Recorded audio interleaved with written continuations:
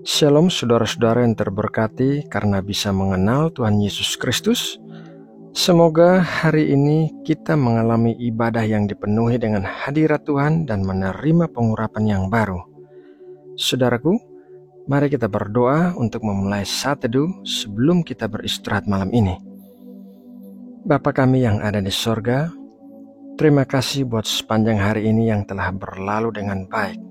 Terima kasih buat ibadah dan waktu bersama keluarga yang penuh dengan berkat. Apabila ada di antara saudara seiman kami yang saat ini sedang sakit, maka kami berdoa memohon kuasa kesembuhan di dalam nama Tuhan Yesus Kristus. Jamalah, sembuhkanlah dan pulihkanlah setiap saudara kami dari penyakit apapun yang dideritanya. Balutlah setiap hati yang terluka dan penuhilah dengan kasih-Mu yang lembut. Biarlah setiap orang dikuatkan kembali untuk bisa melakukan aktivitas seperti biasanya. Terima kasih Bapa. Sekarang kami mau masuk dalam waktu saat teduh untuk mendengarkan firman-Mu. Ajarilah kami, koreksilah kami, dan ubahkanlah kami oleh Roh Kudus-Mu yang ada di dalam kami. Berikanlah kami hati yang bisa mengerti saat kami mendengarkan penyampaian firman-Mu. Terima kasih Bapa. Dalam nama Tuhan Yesus Kristus, kami berdoa dan mengucap syukur. Amin. Saudara yang terkasih di dalam Kristus, pengenalan kita akan Tuhan sangat mempengaruhi iman kita kepadanya. Semakin kita mengenal Tuhan, maka iman kita akan semakin kuat. Begitu juga berlaku sebaliknya. Semakin kita jauh dari Tuhan, maka iman kita akan semakin lemah. Pada awal pelayanannya, Tuhan Yesus melakukan sebuah mujizat pada perkawinan di Kana yang menyingkapkan kepada kita tentang kebaikan Tuhan yang begitu luar biasa.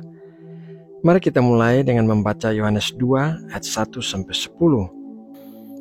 Pada hari ketiga, ada perkawinan di Kana yang di Galilea dan ibu Yesus ada di situ. Yesus dan murid-muridnya diundang juga ke perkawinan itu. Ketika mereka kekurangan anggur, ibu Yesus berkata kepadanya, "Mereka kehabisan anggur." Kata Yesus kepadanya, "Mau apakah engkau daripadaku, ibu? Saatku belum tiba." Tetapi ibu Yesus berkata kepada pelayan-pelayan, "Apa yang dikatakan kepadamu, buatlah itu."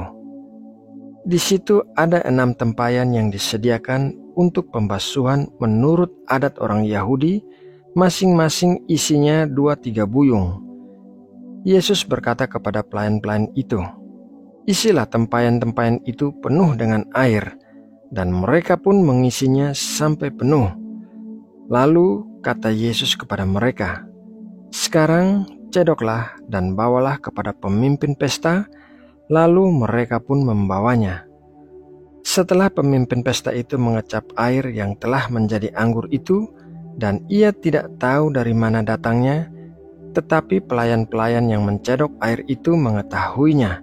Ia memanggil mempelai laki-laki dan berkata kepadanya, "Setiap orang menghidangkan anggur yang baik dahulu, dan sesudah orang puas minum, barulah yang kurang baik. Akan tetapi engkau menyimpan anggur yang baik sampai sekarang." Dalam kisah tersebut, ada 2 pelajaran yang akan kita bahas dalam renungan malam ini. Pelajaran yang pertama, yaitu Tuhan memberikan anggur yang baik. Biasanya dalam pesta pernikahan di zaman itu, pengantin akan menghidangkan anggur yang baik terlebih dulu, barulah menghidangkan anggur yang kurang baik saat orang-orang sudah mulai mabuk dengan anggur yang diminumnya. Jadi orang tidak bisa membedakan anggur yang kurang baik tersebut. Namun saat Tuhan Yesus mengubah air menjadi anggur, Dia mengubahnya menjadi anggur yang baik dan bukan anggur yang kurang baik seperti kebiasaan yang dilakukan di akhir pesta. Hal ini mengajarkan kepada kita bahwa Tuhan selalu memberikan yang baik kepada kita di sepanjang waktu. Dia tidak bisa memberikan yang tidak baik kepada kita karena hal itu bukanlah kepribadiannya. Saat doa-doa kita belum terjawab atau terjawab dengan cara yang berbeda dari yang kita harapkan, seringkali kita berpikir bahwa hal itu tidak baik. Akan tetapi, Tuhan itu baik dan selalu memberikan yang terbaik. Jawaban apapun yang kita terima atas doa-doa kita adalah yang terbaik yang diberikan oleh Tuhan bagi kita. Pengajaran yang kedua yaitu ketaatan.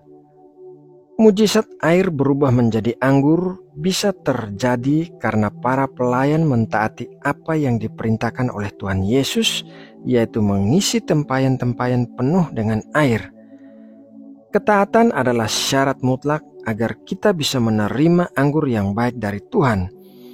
Hanya mendengarkan firman Tuhan tetapi tidak mau melakukannya adalah suatu kesia-siaan. Firman Tuhan berkata dalam Yakobus 1 ayat 25, "Tetapi barang siapa meneliti hukum yang sempurna, yaitu hukum yang memerdekakan orang, dan ia bertekun di dalamnya, jadi bukan hanya mendengar untuk melupakannya, tetapi sungguh-sungguh melakukannya, ia akan berbahagia oleh perbuatannya." Saudara yang terkasih di dalam Kristus, melalui renungan firman Tuhan malam ini, kita telah belajar bahwa Tuhan begitu baik sehingga Ia hanya memberikan kita segala sesuatu yang baik. Ia tidak pernah memberikan kita sesuatu yang tidak baik atau berkualitas rendah. Itulah kebaikan Tuhan yang merupakan karakter pribadinya, dan oleh karena itu, kita dapat mempercayakan Tuhan sebagai sesuatu di dalam hidup kita, termaksud masa depan kita kepadanya, karena Dia adalah Allah yang baik. Nah, saudaraku, demikianlah renungan firman Tuhan malam ini. Semoga Roh Kudus memberkati dan menguatkan kita melalui renungan yang kita dengarkan dengan sungguh-sungguh. Mari kita berdoa untuk menutup renungan ini.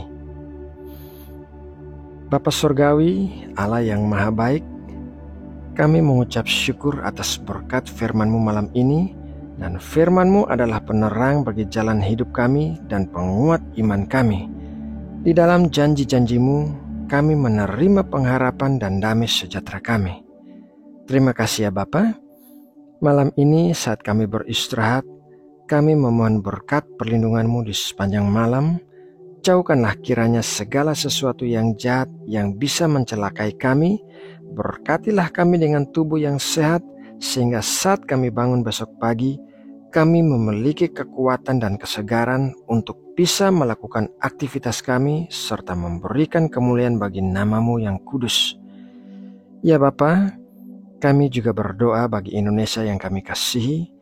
Kiranya tangan-Mu senantiasa menaungi dan memberkati Indonesia. Kiranya Engkau melindungi negeri kami dari ancaman bahaya apapun, baik bencana alam maupun bahaya dari orang-orang jahat. Berkatilah seluruh wilayah Indonesia dengan iklim dan cuaca yang baik.